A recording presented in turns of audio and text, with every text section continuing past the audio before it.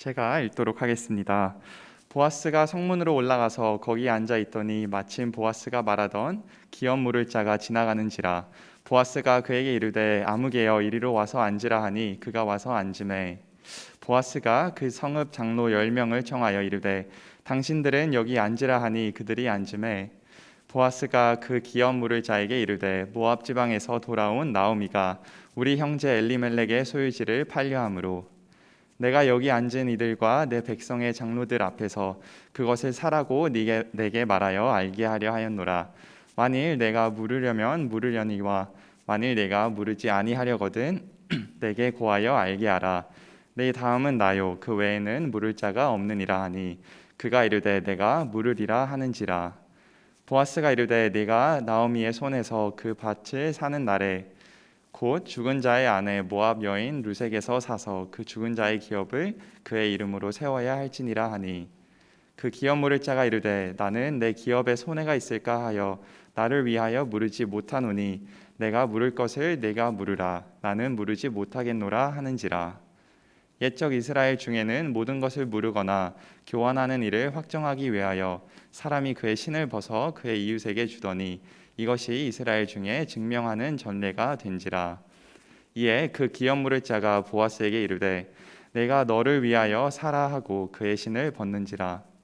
보아스가 장로들과 모든 백성들에게 이르되 내가 엘리멜렉과 기럯과 말론에게 있던 모든 것을 나오미의 손에서 산 일에 너희가 오늘 증인이 되었고 또 말론의 아내 모압 여인 룻을 사서 나의 아내로 맞이하고 그 죽은 자의 기업을 그의 이름으로 세워 그의 이름이 그의 형제 중과 그곳 성문에서 끊어지지 아니하게 하매 너희가 오늘 증인이 되었느니라 하니 성문에 있는 모든 백성과 장로들이 이르되 우리가 증인이 되나니 여호와께서 내 집에 들어가는 여인으로 이스라엘의 집을 세운 라헬과 레아 두 사람과 같게 하시고 네가 에브랏에서 유력하고 베들레헴에서 유명하게 하시기를 원하며 여호와께서 이 젊은 여자로 말미암아 내가 상속자를 주사 내 집이 다말이 유다에게 낳아준 베레스의 집과 같게 하시기를 원하노라 하니라. 아멘.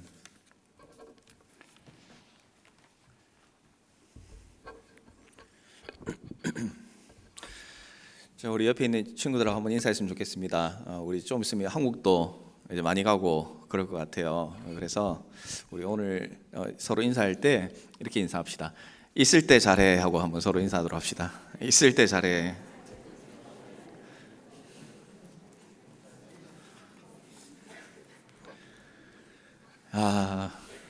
여러분들 참 다 좋죠. 계획도 많이 세우고 한국 가는 친구들도 그렇고 또 다른 또 계획을 세우는 친구들도 많은데 참 부러운 것 같아요.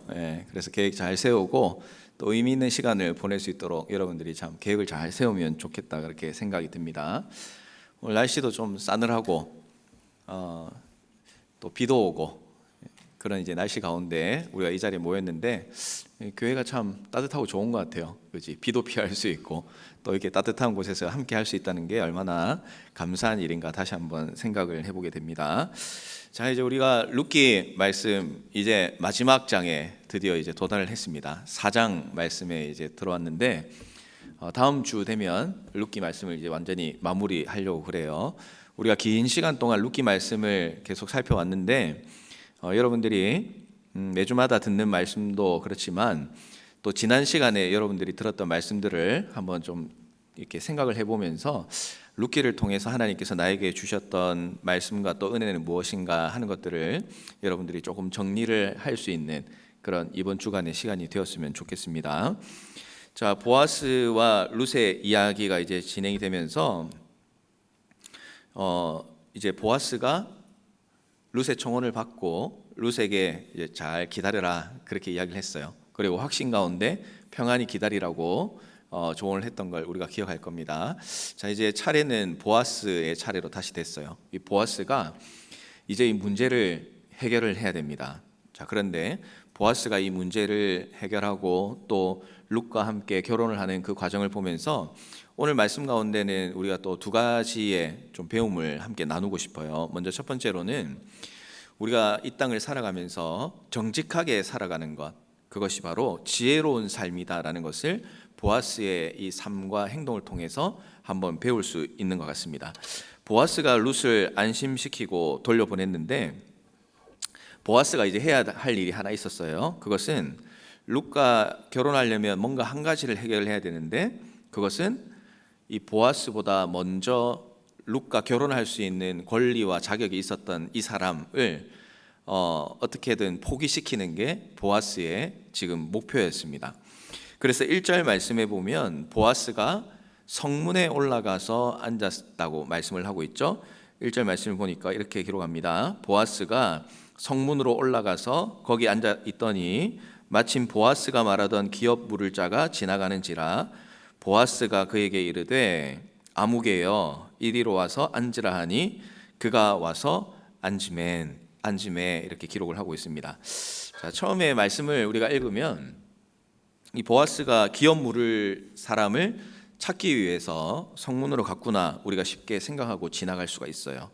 그런데 성경에는 이 성문에 올라가서 누군가를 기다리고 그리고 누군가를 찾는 행동에 좀 보다 더 깊은 의미가 있다는 것을 발견할 때가 있어요. 여러분, 그 당시에 성문은 성을 들어가고 나가는 그런 출입구였습니다. 그리고 성문 앞에는 큰 광장이 있었어요. 여러분들이 뭐 중세 시대 이런 영화나 그런 것들을 보면은 성문을 열면 거기 이제 넓은 광장이 있어가지고 거기에서 사람들이 물건도 사고 팔고 또 사람들이 막 이야기도 하고 뭐 여러 가지 일들이 일어난 걸 여러분 본 적이 아마 있을 겁니다. 그래서 거기에서 물건을 사고 팔기도 하고 또 때로는 자기가 가지고 있는 정보도 교환을 하게 됩니다. 그러니까 소문이 그 광장에서 이제 퍼져 나간다고 볼 수가 있겠죠. 또 사람들에게 휴식을 주는 공간이기도 했어요. 그런데 이렇게 여러 가지 의미를 가지고 있는 광장, 성문 뒤에 있는 광장인데 근데 중요한 역할을 하는 게 하나가 무엇이냐면 그곳에서 재판이 일어나게 돼요. 재판이 그 광장 가운데서 일어나게 되는 거죠. 그래서 이스라엘 사람들은 중요한 문제를 의논하거나 또 뭔가 재판을 할 때에 하는 행동이 무엇이냐면 성문에 올라가서 앉는 그런 행위를 하는 겁니다. 자, 그러면 지금 보아스가 성문에 올라가서 앉아 있었다라는 것이 어떤 의미를 가지고 있는지 좀 더 분명하게 우리가 알 수가 있겠죠. 기업 물을 사람을 만나서 그 사람과 오늘 재판까지 가서 단판을 짓겠다, 결론을 짓겠다고 하는 행동이 이 성문에 올라가 앉았다는 이 표현에 담겨져 있는 내용이라고 할 수가 있어요. 자, 그런데 어떤 일이 일어나고 있어요? 성경에 보니까 마침 기업 물을 자가 보아스가 말하던 기업 물을 자가 지나갔어요. 룻기 말씀을 통해서 우리가 계속해서 살펴봤던 것 중에 하나가 무엇이냐면 우연이 없다라는 것을 우리가 하나님의 계획에는 우연이 없다라고 우리가 함께 나눴던 거 기억할 겁니다. 마침 기업 물을 자가 지나가게 되었지만 정확히 이야기하면 하나님의 인도하심을 따라 지금 보아스와 기업 물을 사람이 만나게 되었다는 것이에요. 보아스는 그 사람을 불러서 자기 앞에 앉으라고 그렇게 말합니다. 근데 이제 재밌는 표현이 나와요. 여기 보면 그 사람 이름이 뭐라고 돼 있어요? 성경에 뭐라고 돼 있지? 아무개라고 돼 있습니다. 아무개. 이름이 참 특이하죠. 아무개. 이 사람의 이름이었어요. 진짜 이름이었을까? 나중에 집에 가서 그 사람 이름이 아무개였다고 이렇게 생각하면 좀 곤란합니다. 자, 여기 아무개 이렇게 이야기를 하는데 이건 사람 이름이 아니에요. 그냥 익명의 어떤 사람을 표현할 때, 그러니까 예를 들면 뭐 그 사람, 그 어떤 사람 이런 걸 표현할 때 아무개라고 그렇게 표현을 합니다. 그러니까 이 아무개라고 이 사람을 표현했다는 것은 어떻게 보면 좀 의미가 있는 거죠. 성경에 사람 이름이 정말 많이 나오잖아요. 족보가 나오는 성경에 보면 정말 처음 들어보는 그런 사람들의 이름이 아주 빼곡하게 기록되어 있는 걸 보게 돼요. 그런데 그런 사람도 이름을 넣는데 오늘 이 룻기 말씀 가운데 어쩌면 또 중요한 역할을 하는 이 사람의 이름을 왜 안 넣었을까? 왜 이름을 안 넣고 아무개 어떤 사람이라고 그렇게 표현을 할까? 그 이유가 무엇이냐면 이름을 성경에 기록할 만한 가치가 없었기 때문에, 그런 중요한 역할을 이 사람은 하고 있지 못했기 때문에 성경의 이름을 굳이 기록하지 않았다 이렇게 볼 수가 있을 것 같아요. 기업 물을 권리를 제대로 수행하지 않은 그런 사람에 대한 뭐 부족함을 좀 덮어주기 위해서 그런 의도가 있을 수도 있지만 어쨌든 성경에 기록될 별로 큰 영향과 가치가 없었다고 보는 게 맞을 것 같아요. 자, 그런데 이제 본격적인 재판이 진행됩니다. 그런데 여러분 재판에 참여를 해봤는지 잘 모르겠어요. 우리 청년들 중에 그 배심원으로 참석해가지고 해야 되는 친구들이 있다고 제가 들은 적이 있습니다. 자, 그런데 재판을 하려면 기본적으로 뭐 피고가 있고 원고가 있어요. 그렇지? 고발한 사람이 있고 고소당한 사람이 있습니다. 그리고 소송을 하는 사람이 있고 소송을 당하는 사람이 있다는 이야기예요. 근데 이 두 사람만 있으면 재판이 안 돼요. 재판이 되려고 하면 이 두 사람을 포함해서 재판을 진행하는 판사나 뭐 변호사도 있어야 되고 또 증인도 있어야 돼요. 그래야 재판이 진행이 되고 결론이 나게 되기 때문에 그렇습니다. 그래서 보아스는 2절 말씀에 보니까 오늘날로 치면 판사, 변호사, 증인을 이제 불러요. 2절 말씀에 이렇게 기록합니다. 보아스가 그 성읍 장로 10명을 청하여 이르되 여기 앉으라 하니 그들이 앉음에. 법적인 문제를 다룰 때에 중요한 역할을 했던 사람들이 누구냐면 그 이스라엘의 장로들이었어요. 이 장로 10사람이라는 것은 충분한 숫자였다는 것을 보여줍니다.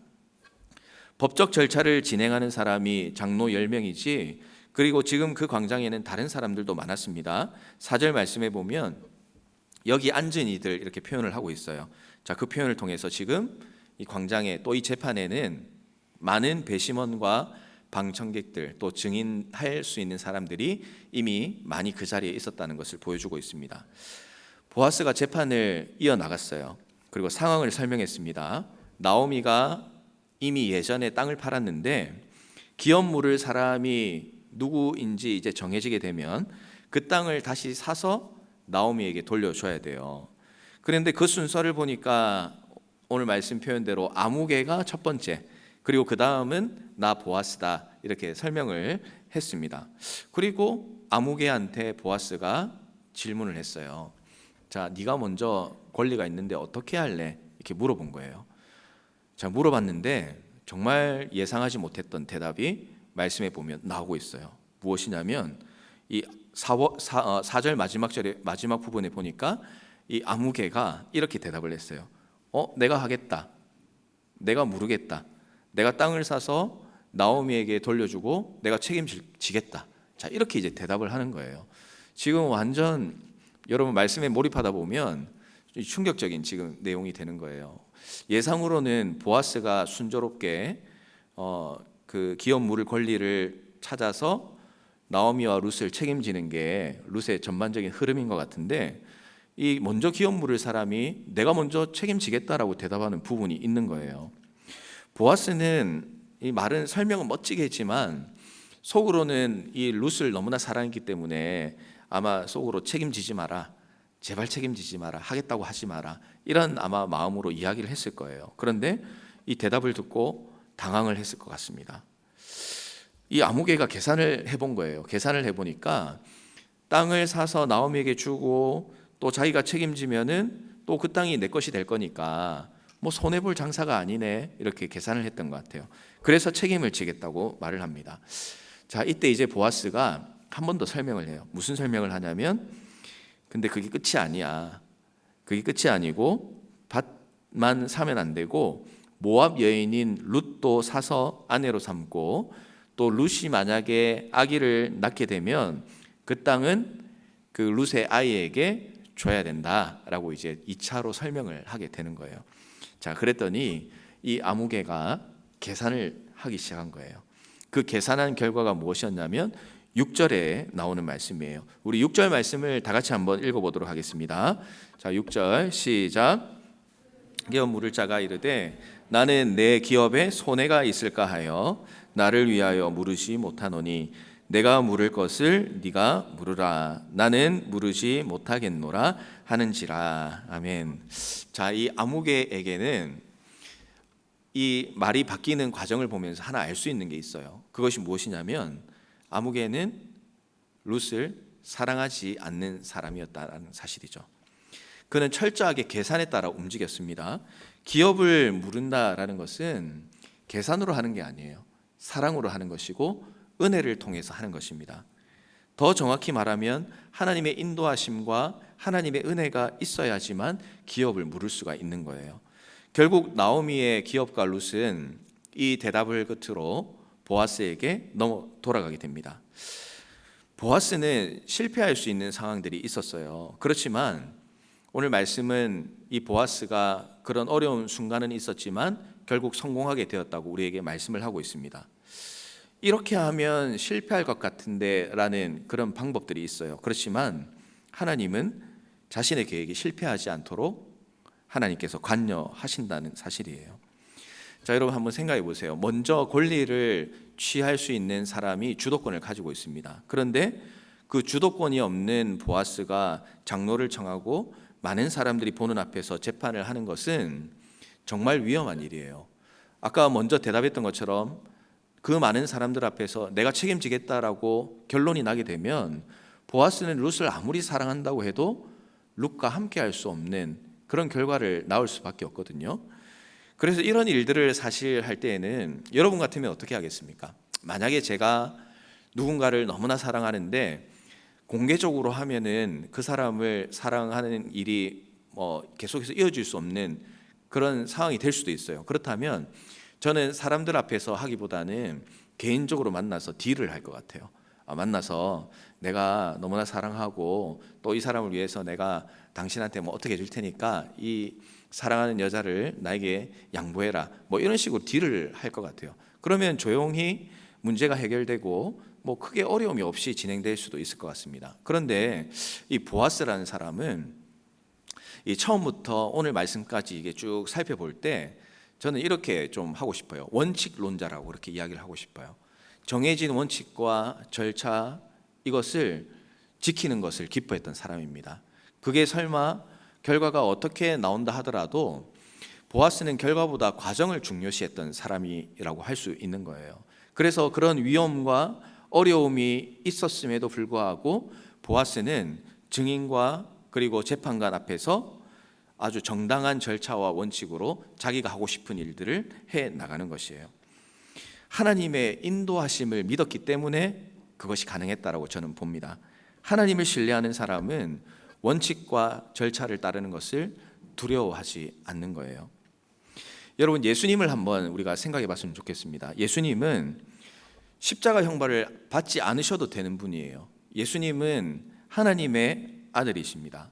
십자가 형벌을 받지 않으셔도 되고 그리고 뭐 늦게 받으실 수도 있는 분이에요. 재판에서 사형 선고를 받지 않는 방법도 알고 계신 분입니다. 그런데 예수님은 사람들의 그런 예수님을 향한 공격과 또 재판 가운데서도 다른 말씀을 하지 않으세요. 해야 할 일을 정당한 절차와 방법에 따라서 순종하시고 또 그 절차를 따랐어요. 그리고 결국 십자가 사건이 일어나게 된 것이죠.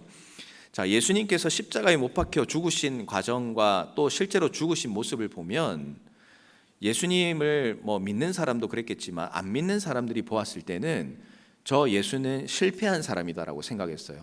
야, 말만 저렇게 번지르르하게 하고 사람을 죽은 사람을 살렸다는 소문도 있고 아픈 사람을 낫게 해줬다는 그런 소문도 있었는데 다 거짓이었어. 저 사람 봐라. 저 사람은 그냥 십자가에 못 박혀 죽은 사람이야. 실패한 사람이야 라고 사람들이 평가를 했을 거예요.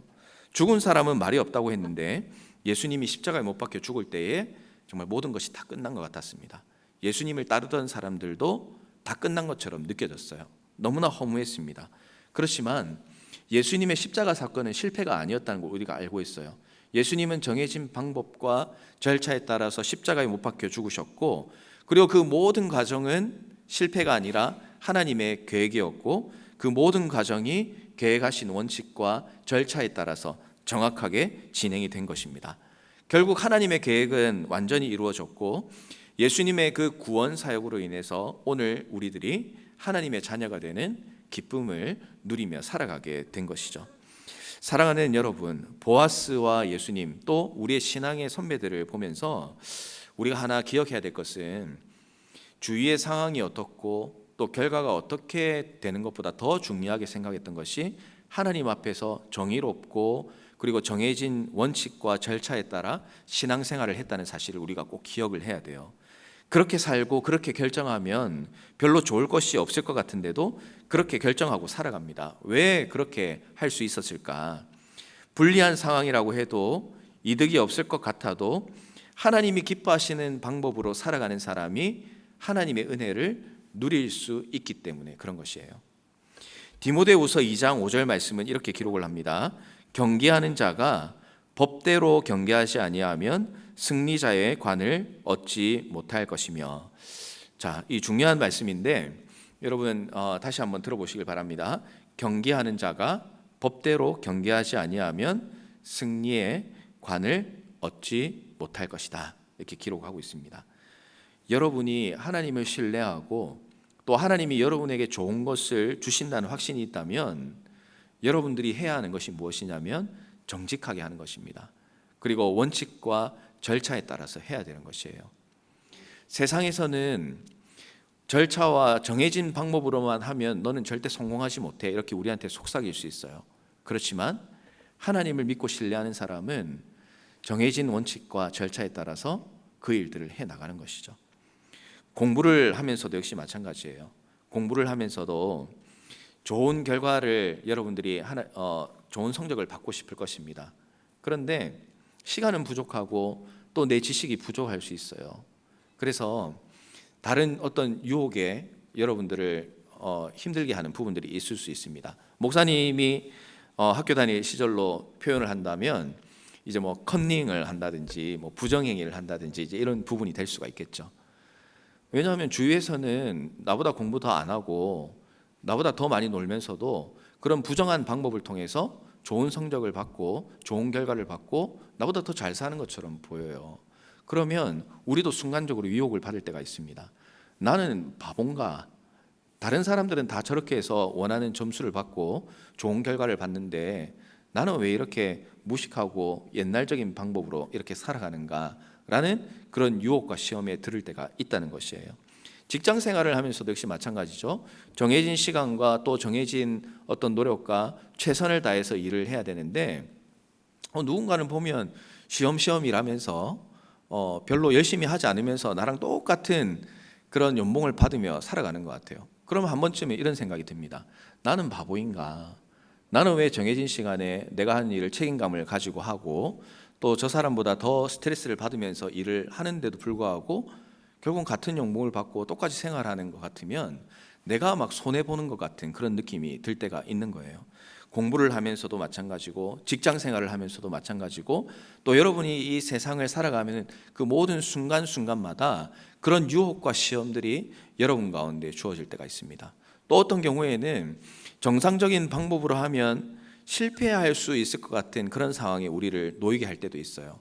그래서 우리를 참 힘들게 하고 내가 그리스도인으로 살아간다는 것이 나한테 이익이 되는 것이 아니라 손해가 되는 것처럼 느껴지는 그런 순간들이 여러분이 지금뿐만 아니라 앞으로 살아가면서 참 많은 부분에서 경험을 할 수 있을 것 같아요. 그런데 여러분 꼭 기억하십시오. 이 보아스의 모습을 보면서 설사 룻을 잃을 수 있는 그런 상황이라 하더라도 보아스는 정해진 원칙과 절차에 따라서 정직한 방법으로 살아갔어요. 그렇게 살아갔을 때 하나님께서 주신 은혜를 누릴 수가 있었습니다. 여러분들도 어떤 상황에 있든지 하나님이 이 세상에 주신 세상의 법과 절차에 따라서 부끄러움이 없도록 여러분들이 최선을 다해서 살아가는 게 필요해요. 그렇게 하면 하나님께서 정직한 사람에게 주시는 하나님의 놀라운 은혜를 여러분의 삶에서 경험할 수 있도록 하나님께서 인도해 주신다는 것을 여러분 꼭 기억하시길 바랍니다. 정직하고 성실하게 사는 것은 결코 손해보는 것이 아니에요. 하나님께서 반드시 기억하시고 하나님께서 반드시 그에 합당한 은혜와 선물을 여러분들에게 주실 것입니다. 그 순간순간에는 손해보는 것처럼 느껴질 수 있지만 거기에 여러분 사로잡혀 있지 마세요. 그 너머에 있는 하나님의 계획을 여러분 의지하고 신뢰하면서 내가 원하는 결과보다 하나님께서 예비하신 그 놀라운 은혜와 또 그 결과를 기대하고 소원하면서 여러분들이 하루하루 최선을 다해서 살아간다면 여러분의 삶은 하나님께서 기뻐 받으실 만한 삶이 될 것이고 또 여러분의 삶을 통해서 하나님께서 부어주시는 놀라운 은혜가 여러분의 삶에 임하게 될 것입니다. 그래서 여러분 하나님 앞에서 정직하고 또 하나님 앞에 성실함으로 살아가서 하나님께서 정직한 자에게 부어주시는 그런 놀라운 은혜를 여러분의 삶과 또 삶의 현장에서 경험하며 살아가는 모두가 되기를 주님의 이름으로 부탁을 드리겠습니다. 자, 그리고 이제 두 번째로 우리가 기억해야 될 것은 우리는 은혜를 기억하고 경험하는 삶을 살아야 한다는 사실이에요. 하나님의 인도하심으로 보아스는 드디어 나오미의 기업을 회복하고 룻과 결혼할 수 있는 그런 위치에 놓이게 됐습니다. 원칙과 절차를 잘 지키면서 이제 마무리를 하고 있어요. 7절 말씀에 보면 옛적 이스라엘 중에는 모든 것을 무르거나 교환하는 일을 확정하기 위해서 사람이 그의 신을 벗어 그의 이웃에게 주더니 이것이 이스라엘 중에 증명하는 전례가 된지라. 자, 중요한 거래를 하면 증명하는 게 필요해요. 그런데 이스라엘에서는 그 증명하기 위해서 어떤 행위를 하냐면 신발을 벗어주는 그런 이제 행위를 하게 됩니다. 신발이 아마 사람마다 발 크기가 다르고 그래서 나중에 증명하는 표가 되기에 좀 용이했던 것 같아요. 자, 확정이 되었으니까 아무개가 보아스에게 신발을 벗어줘야 됩니다. 그리고 아무개는 신발을 벗어서 보아스에게 줬어요. 기업 무릎 권리는 보아스가 이제 가지게 됐습니다. 그리고 이제 보아스가 장로들과 모든 백성에게 이제 말하고 있습니다. 그 말씀이 9절에서 12절까지의 말씀이 되겠어요. 자, 여기에는 보아스가 한 말과 또 모든 백성과 장로들이 그 보아스의 말에 이제 대답을 해주는, 축복을 해주는 그런 내용이 있는데, 자, 여러분 좀 긴 내용이긴 한데 같이 한번 읽어보도록 했으면 좋겠습니다. 9절부터 12절까지 말씀 한번 같이 읽어보도록 할까요? 시작. 보아스가 장로들과 모든 백성에게 이르되 내가 엘리멜렉과 기룡과 말론에게 있던 모든 것을 나오미의 손에서 산 일에 너희가 오늘 증인이 되었고 룻을 사서 나의 아내로 맞이하고 그 죽은 자의 기업을 그의 이름으로 세워 그의 이름이 그의 형제 중과 그곳 성문에서 끊어지지 아니하게 하매 너희가 오늘 증인이 되었느니라 하니 성문에 있는 모든 백성과 장로들이 이르되 우리가 증인이 되나니 여호와께서 내 집에 들어가는 여인으로 이스라엘의 집을 세운 라헬과 레아 두 사람과 같게 하시고 내가 에브라스에서 유력하고 베들레헴에서 유명하게 하시기를 원하며 여호와께서 이 젊은 여자로 말미암아 내게 상속자를 주사 내 집이 다말이 유다에게 낳아준 베레스의 집과 같게 하시기를 원하노라 하니라. 아멘. 자, 모든 것을 나오미의 손에서 이제 샀습니다. 회복할 수 없었던 나오미는 모든 것을 산 보아스의 은혜로 새로운 삶을 살게 되었어요. 성문에서 백성과 장로들이 룻의 가정을 마음껏 축복합니다. 심지어 이스라엘의 집을 세운 라헬과 레아 두 사람과 같게 해달라고 그렇게 축복을 하죠. 라헬과 레아는 야곱의 부인들입니다. 이들의 아들들이 이스라엘의 12지파가 되었습니다.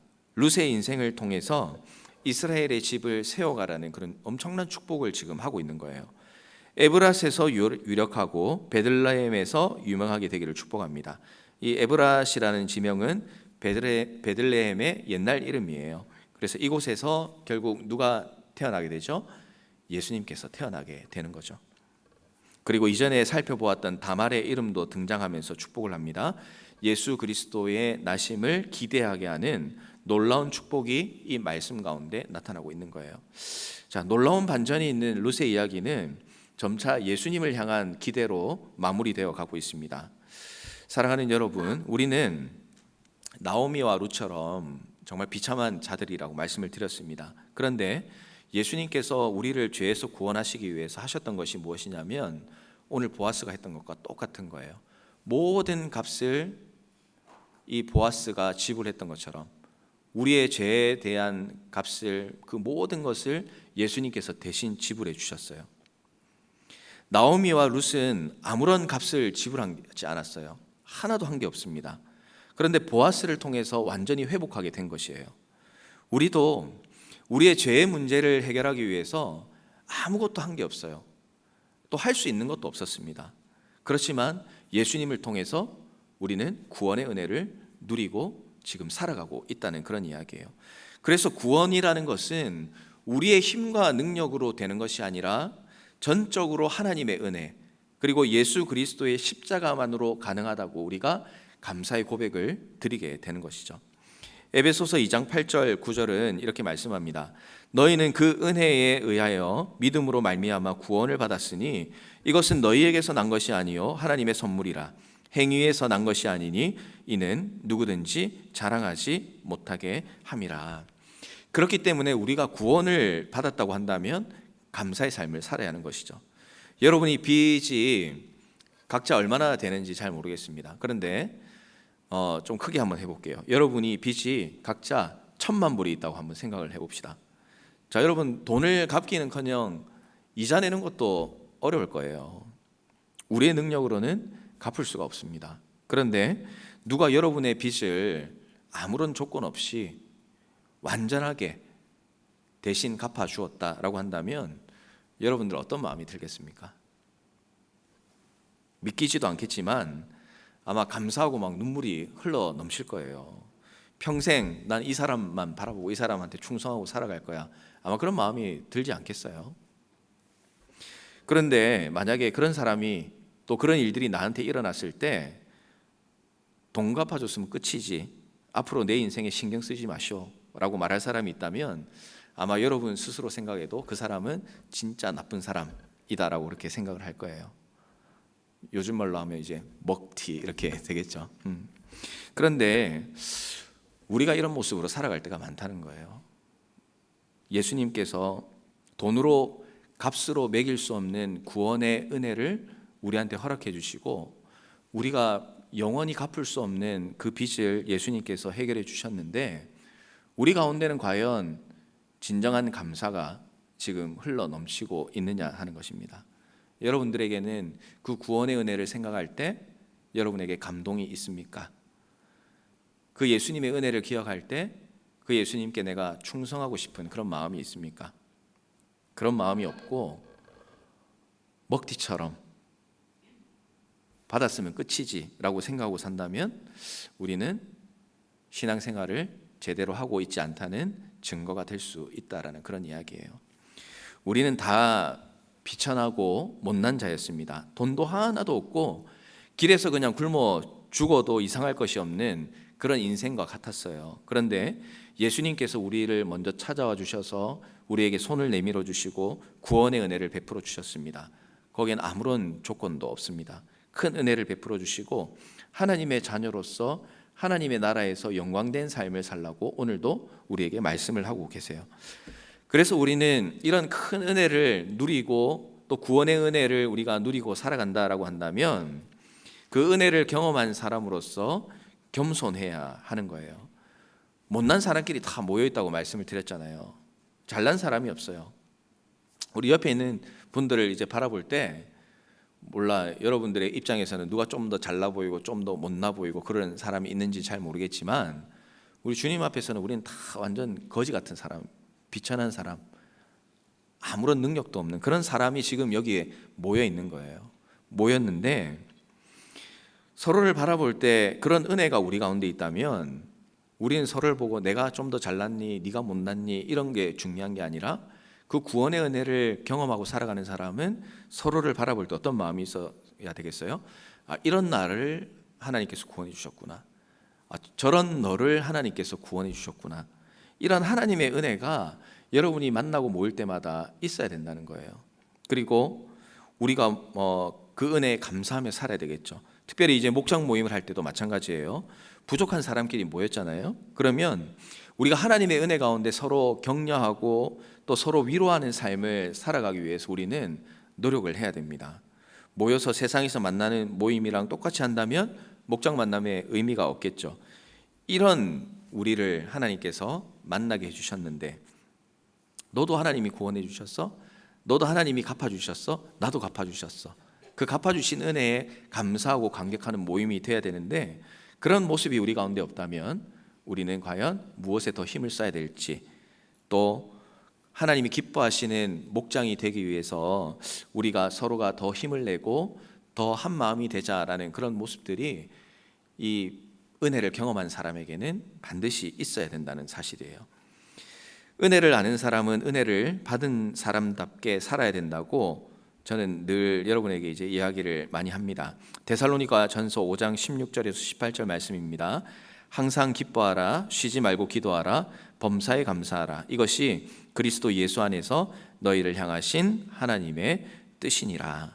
은혜를 받았기 때문에 하나님께 감사해야 되고 은혜를 받았기 때문에 하나님께 찬양하는 것이에요. 또한 하나님의 선한 일을 이루어 가기 위해서 여러분 우리는 힘쓰며 살아가야 됩니다. 우리가 그렇게 큰 은혜를 받고 또 나의 큰 빚을 예수님께서 대신 갚아주셨다면 이 성경에 나오는 비유처럼 우리도 우리에게 빚진 자들 또 우리의 도움이 필요한 자들에게 예수님의 사랑을 전하는 일을 해야 되는 거예요. 그래서 여러분들 우리가 이제 목장 모임을 통해서 하나님의 말씀을 나누고 또 함께 교제하는 우리 공동체로 우리가 지내고 있지만 오늘 이 말씀을 기억하면서 여러분들이 각 목장마다 하나님 앞에서 좀 선한 목표들을 세웠으면 좋겠어요. 그냥 만나서 헤어지는 것이 아니라 만나서 은혜가 있으면 그 은혜를 가지고 우리가 무엇을 할 것인가에 대해서 여러분들이 좀 마음을 가졌으면 좋겠습니다. 만나서 안녕 잘 지냈니? 잘 가. 다음 주에 봐. 여기서 끝나면 너무 심심하잖아요. 우리가 만나서 이야기를 하고 하나님의 말씀을 나누고 또 함께 기도하고 그러면 우리 목장이 하나님의 은혜를 받은 목장으로서 하나님을 위해 무엇을 할 수 있을까? 하나님께서 기뻐하시는 일을 위해서 우리 목장은 그냥 있는 대로 있다가 언젠가 헤어질 때 헤어지는 것이 아니라 하나님께서 모이게 하셨을 때 우리가 하나님을 위해서 하나님 나라를 위해서 무엇을 할 수 있을까 하는 그런 선한 목표와 또 하나님을 향한 그런 거룩한 목표가 열정이 여러분의 그 목장 가운데 있었으면 좋겠어요. 지금보다 훨씬 더 적극적이고 또 행동이 있고 또 열매가 있는 그런 목장이 되기를 바랍니다. 그래서 이번 한 주간도 여러분들이 이 말씀을 함께 나누고 또 목장으로서 우리가 함께 지낼 때에 여러분 목장마다 한번 진지한 이야기가 있었으면 좋겠어요. 목장은 우리의 유익을 위해서도 하지만 우리를 통해서 누군가에게 유익을 주기 위해서도 하는 것입니다. 그래서 목장을 통해서 여러분들이 선교지에도 후원을 할 수도 있고 목장을 통해서 전도하는 일에 함께 할 수도 있고 목장을 통해서 어떤 어려운 단체를 도우러 함께 갈 수도 있어요. 너무나 할 수 있는 일들은 많이 있습니다. 그런 일들에 대해서 여러분들이 보다 더 진지한 마음으로 또 하나님 나라를 위해서 살겠다고 할 때에는 말로만 그렇게 하는 것이 아니라 우리의 삶을 통하여서 그런 일들이 일어날 수 있도록 여러분들이 함께 머리를 모으고 마음을 모으고 기도를 모으면 하나님께서 기뻐하시는 놀라운 은혜의 일들이 여러분의 그 목장 모임과 또 여러분의 삶을 통해서 풍만하게 일어날 수 있으리라 그렇게 생각을 합니다. 자, 말씀을 정리하겠습니다. 하나님을 신뢰하고 하나님을 의지하는 사람은 원칙과 절차를 무시하지 않습니다. 정당한 방법으로 정직한 삶으로 하나님의 뜻을 이루어가요. 또한 하나님의 은혜를 알고 살아가는 사람은 그 은혜를 받은 것에만 만족하는 것이 아니라 그 은혜를 받은 사람답게 다른 사람에게 은혜를 내보내는 축복의 통로로 은혜의 통로로 살아갈 수 있습니다. 오늘 우리가 해야 하는 것들 또 우리가 할 수 있는 것들은 무엇인지 우리 하나님 앞에서 진지하게 고민하면서 정말 하나님의 기쁨으로 살아가기로 결단하고 또 그런 모습들이 여러분의 삶 가운데 풍성히 많이 나타날 수 있기를 주님의 이름으로 부탁을 드리겠습니다. 자, 제가 기도할게요. 하나님 아버지 은혜에 감사를 드립니다. 보아스의 삶을